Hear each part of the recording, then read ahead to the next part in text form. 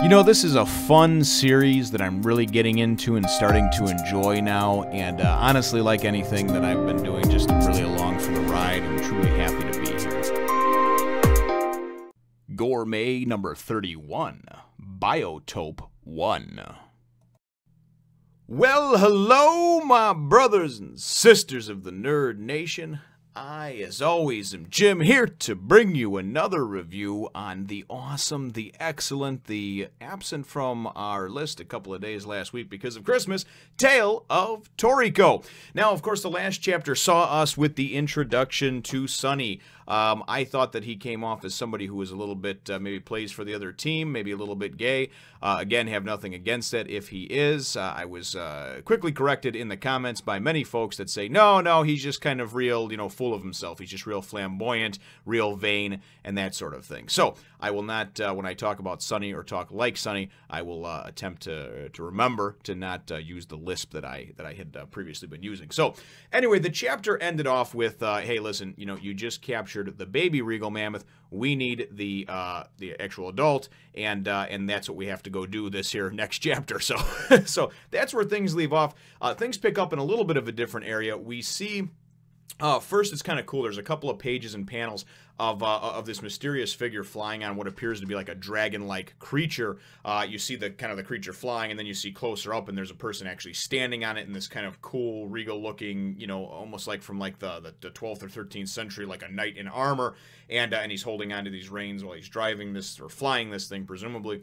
Couple of pages go by, then we go and we flip to the next page, and it goes and it shows Gourmet Corp, headquarters, their base number 6, right? And this is, of course, is where Bei and that JoJo are. So we wind up then going and seeing, too, inside the place that Bei is going and kind of running after and grabbing this squishy centipede-like bug with a capture level of less than 1 to eat it.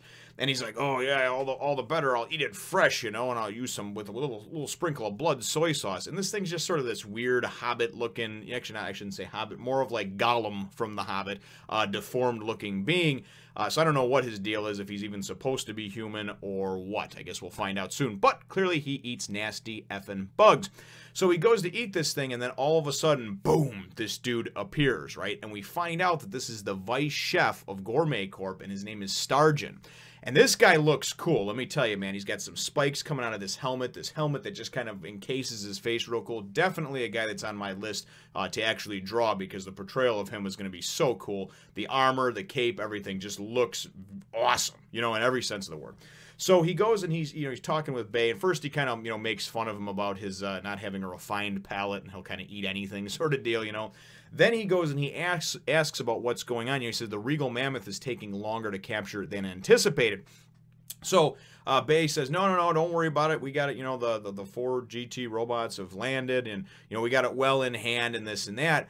And then it winds up asking where Cedre is, Cedre or Cedre, and he is Lord Cedre, I guess, is the one that handles or is in charge of that particular Gourmet Corp headquarters, and he's actually manning one of the GT robots.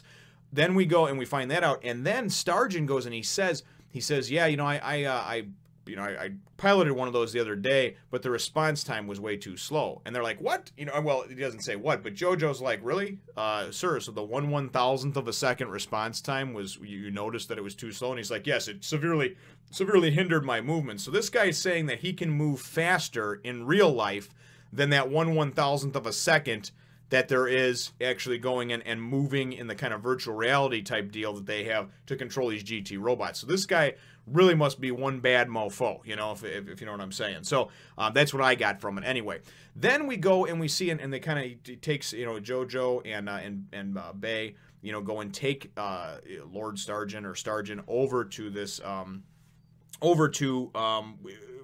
to kind of overlook this area. And it's kind of cool because you see, and I wanted to show, pull up over here, you have these domes, these like virtual reality like domes, that it looks like the actual, the people that are controlling the GT robots go into. So we got, there's Lord Cedre, and they say that he's the head of this particular branch. And then there's Zyper the monster. There's Barbarian Dosa, and Gaido finishes them out, sir. And then he's like, okay, yeah, who's that? Will they be sufficient? Blah, blah, blah. And anyway, and then they go and they say it's possible, JoJo says, it's possible that that the four kings are going to be, have been summoned and are going to be on the job, and they've kind of already taken the lead.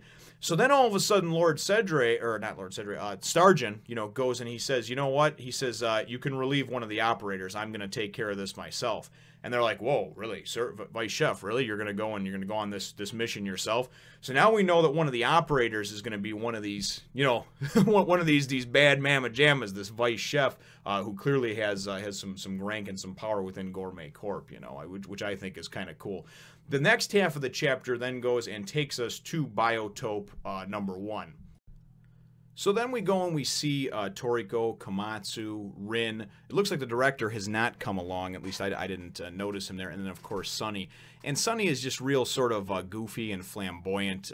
They wind up coming upon this this field of black grass, which Toriko starts proceeding to pull up because he's going to eat it. And Sunny goes and all of a sudden notices Komatsu there. And he's like so full of himself that he just didn't even notice this fellow with them for the last how many ever hours or what have you, right? And he's just like, oh, wait, who are you? And Komatsu goes, oh, I'm sorry, I didn't introduce myself. And he goes, don't care. I'm just thinking, what an ass, And then he asks him, what kind of food do you eat? And he gets up in his face, and Komatsu's like, I don't know, like normal stuff, And he's like, normal doesn't give you the collagen and the glow and the this and that, And, you can help yourself to my full-course meal anytime you want. And then they show, and he's still got 2 slots open on it, but for the most part, he's got his full-course meal filled in with some real cool stuff that you wind up coming up with, that they come up with, the mangaka does. And it's neat because Toriko goes, and then Rin goes and calls over to him, right as Sunny's starting to kind of talk with him, and Rin goes and calls over to him and says, oh, Toriko, there's a cocoa mayonnaise tree over here. And he's like, oh, really? Great find. And Sunny's still talking to him about something. And Toriko just walks off, And Sunny's like, he's not even listening to me. So he goes over there and he takes, it's kind of cool, this cocoa mayonnaise tree. He pulls this thing that looks kind of like a turnip or something off of it and goes and squeezes it. And like and even though it's black and white, you just assume that it's like chocolate flavored mayonnaise, which I don't know, for some reason sounds really appealing and good to me with this black grass. It's just the way it's all described and it looks, man, it makes me hungry, It's the morning time, I haven't had my breakfast yet. So definitely cool stuff, man. So he's munching that up and then he's like, oh, this is like heaven on earth, And he's like, Rin, you got to try some of this. And he goes, good find, right? And all of a sudden she's like, and she blushes and her little panties get wet because she just seems to be in love with Toriko and everything about him. So again, I don't know what the backstory is there with them. We then go and we find out a little bit about, Komatsu goes and is talking with, well, first of all, we go and Toriko tells Sunny, he's like, quit it with that shit with your feelers, because he calls Terry over to have something to eat with him, but Terry's kind of still weirded out by Sunny and the like telekinesis, sort of like mental feelers power that he's got, where he's like mentally touching everybody, which is just kind of weird and pedophile-like. But anyway, so, so Toriko's like, just, cut that crap out, man. Aren't you getting tired, because you have to, keeping that up all the time? Oh, no, not at all, And then he says something about, it's not, it's not my job to go and make people feel comfortable or to make the, the battle wolf feel comfortable. And it's like, what a dick. But anyway, a lot of people seem to like him, so apparently he must get better and add some value to the story at some point. But right now he just sort of seems like a pompous ass. So anyway, they talk about how, Biotope 1, out of the 8 biotopes that are owned by IGO, Biotope 1 is actually a Class A level. It's the most dangerous one, and the average capture level of a creature in Biotope 1 is level 27. Okay, so it's big shit here. Not to mention just all the natural, things that are going on, the phenomena, the different the rivers, the fields, the mountains, the different storms, all that shit, because a lot of that stuff is artificially generated, I'm sure, within there, but then there's a lot of it too that's just like, hey, we're trying to make this a natural habitat, so boom, there's a volcano or whatever it is that might be, in their way. So then they go and they explains, and Komatsu's like, well, what about those, we're gonna run into more of those robots like in the Coliseum? And Toriko says, yeah, probably. He goes, but we'll be okay. They have to face the same dangers that we do, to get to the Regal Mammoth, so it's not like it's gonna be a cakewalk for them either. And he says, but then Toriko goes and he says, however, we'll be okay as long as one of the operators isn't one of them that was operating the one that we saw back in Cavern Lagoon. So that was the bad vibe, obviously, that Coco got, and then, of course, Toriko got on his guard, too. Because I kept wondering, I'm like, well, if you guys know what these GT robots are, why'd you get so scared about one of them? They must have been able to sense the presence of the actual operator, and maybe it was like this Vice Chef, this Starjun, or maybe, somebody even stronger than, I don't know. But anyway, so then we go and it kind of takes us to the end of the chapter, and it's kind of neat because then all of a sudden it's like, oh my god, Toriko, because first we got to deal with these creatures first, and we kind of see these cool looking coming out of the ground over here, well, shambling across. We see these cool looking like rock trolls. They're actually called, well, that's what they look like, rock trolls to me. I used to read a lot of fantasy and sci-fi stuff. They're actually called rock drums, capture level 27. And then we kind of get like an, oh no, and there's the end of the chapter. So definitely a really cool chapter in my mind because it built up a lot of things as far as showing us and introducing us to this Vice Chef Starjun, who just looks cool. And I'm hoping that he's going to be like a badass in this series. Even if he's an antagonist, he just looks neat. He's going to be fun to draw. And then, too, just finding out a little bit more about the biotope itself, the world itself, the average capture levels in here, why it's so dangerous in here, why it's going to be so tough to get to this Regal Mammoth. Because up until now, I just kind of figured, like, all right, man, just go in there, go to where you got to go, and grab the damn thing, you know?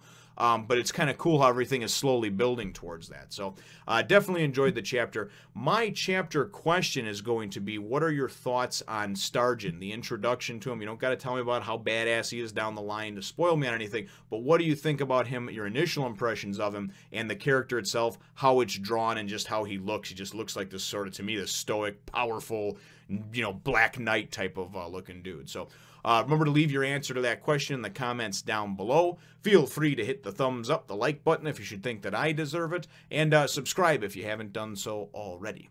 We will look forward to catching all of you in the next one, nations. Well, no one is certainly as fabulous as I am, isn't that right, Toriko?